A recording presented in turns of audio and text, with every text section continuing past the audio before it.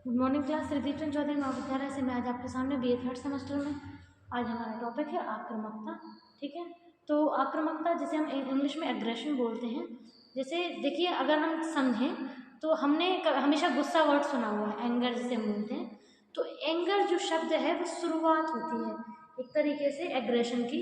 Aggression जो है वो बहुत ही एक तरीके से, जब एंगर बहुत ज़्यादा बढ़ जाता है व्यक्ति के अंदर तो वो एग्रेशन के रूप में निकलता है। ठीक है, एंगर और एग्रेशन में एक माइनर सा फर्क है कि एंगर जब व्यक्ति करता है, गुस्सा जब व्यक्ति को आता है तो वो स्वयं के ऊपर निकालता है। जैसे जैसे मान के चलिए, गुस्सा होना, चिल्लाना, रोना धोना, ये सारा है ना, और ये सब कुछ करता है तो वो खुद स्वयं के ऊपर निकालता है। लेकिन जब एग्रेशन व्यक्ति को आता है तो फिर वो तोड़ा फोड़ी शुरू कर देता है, यानी कि चीज़ों की तोड़ फोड़ करना एग्रेशन में आता है, एंगर में नहीं। ठीक है, तो जब दूसरे का नुकसान करने लगे तो वो एग्रेशन कहलाता है, एंगर नहीं।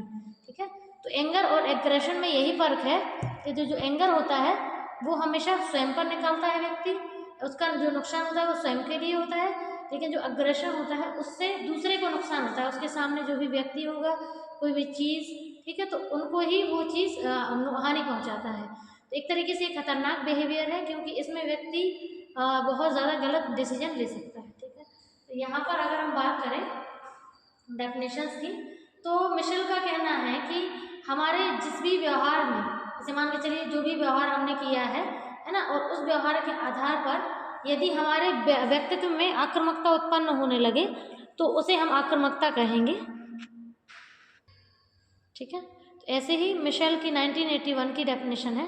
इनका कहना है किसी को क्षति पहुंचाने के लिए प्रेरित व्यवहार को आक्रामकता कहते हैं, यानी कि हम किसी को नुकसान पहुंचाना चाहते हैं और उस हिसाब से जब हम कोई व्यवहार प्रदर्शित करते हैं तो वो हमारा आक्रामकता कहलाता है।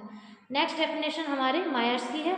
उनका कहना है कि आक्रामकता ऐसी मौखिक या शारीरिक व्यवहार है जो किसी अन्य व्यक्ति के नुकसान हेतु की जाती है। यानी कि चाहे हम गाली गलौज करें, मौखिक क्रिया हुई ना, मौखिक में मतलब गाली गलौज करना है ना, या गंदे वर्डों का यूज़ करना, तो ये मौखिक कहलाता है। और हमारा जो शारीरिक है, यानी कि हाथ पैरों का यूज़ करके तोड़ फोड़ करना, मारपीट करना, ये हमारा क्या होता है, शारीरिक क्रियाएं कहलाती हैं। ठीक है, तो इसमें मिशेल ने ये बताया है। और हमारा क्या बोलते हैं, हिलगार्ड के अकॉर्डिंग अगर हम देखें तो आक्रामकता एक व्यवहार है जिसमें किसी अन्य व्यक्ति के लिए हम चोट पहुंचाने का व्यवहार करते हैं या कोई संपत्ति नष्ट करने का व्यवहार करते हैं। यानी कि जब हम अपनी एक्टिविटी से किसी दूसरे का बहुत ज़्यादा भारी नुकसान कर दें तो वो आक्रामकता कहलाता है। ठीक है, अब यहाँ पर प्रकार हैं, दो प्रकार के प्रकार हैं। देखो, आपने सीरियल वगैरह हर कोई देखता है, आपने देखा होगा कि जो वो होते हैं, विलन होते हैं, वो विलन, आपने कभी सोचा है कि वो विलन किस प्रकार की आक्रामकता निकालते हैं? आक्रामकता तो वो भी निकालते हैं, लेकिन किस प्रकार की, विद्वेषी या साधनात्मक? तो आपका उत्तर होना चाहिए साधनात्मक। क्यों?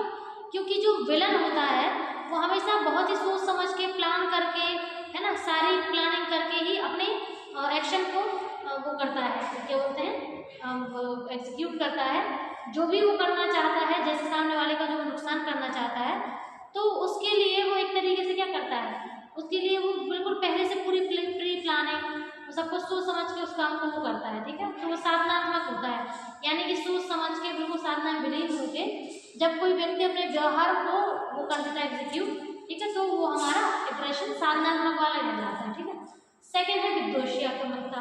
तो विद्वेषी तो सिंपल सा है, जैसे मान के चलिए किसी को गुस्सा है और सीधा उसने निकाल दिया, मतलब उसने कोई प्लानिंग नहीं करी, उसने कोई प्लॉटिंग नहीं करी और सीधा सा अपना गुस्सा जो है वो निकाल दिया। ठीक है, तो विद्वेषी आक्रामकता होती है। तो वैसे अगर आपसे कोई पूछे तो खतरनाक कौन से, तो वैसे आपका आंसर होगा साधनात्मक, है ना, क्योंकि इसमें व्यक्ति बिल्कुल हर एक चीज बिल्कुल जो भी क्योंकि वो कहते नहीं, हल्का जहर वाली कंडीशन होती है, एक ना एक दिन तो बहुत बड़े रूप में निकल के आता है ना, और इसका पता भी लोगों को नहीं चलता है। जैसे डायरेक्ट होकर कोई गुस्सा हो रहा है, आक्रामकता दिखा रहा है, डायरेक्ट सीधा लड़ने आ गया, तो वो तो देखो हमें पता है कि हाँ भैया ये ऐसा है, इसके मन में हमारे लिए ये मैल भरा हुआ है, या सामने वाला हमारे लिए ऐसी सोच रखे हुए, तो वो हमें विद्वेषी आक्रामकता से पता चल जाएगा। लेकिन साधनात्मक से पता नहीं चलेगा, क्योंकि वो मंद मंद धीमे धीमे ऐसे ऐसे वर्क करेगा जो आपको पता कभी चलेगा ही नहीं, और आपके प्रति बहुत बड़ी षड्यंत्र टाइप हो जाएगा।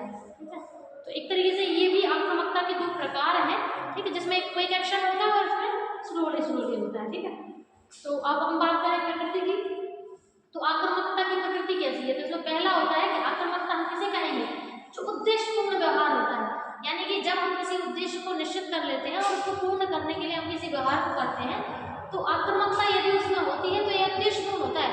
ऐसा नहीं है कि हमें कुछ पता ही नहीं है और हम गुस्सा निकाल रहे हैं, अग्रेशन निकाल रहे हैं, तो ऐसा कभी होता ही नहीं है। अग्रेशन कभी भी बिना सोचे समझे होता ही नहीं, ठीक है।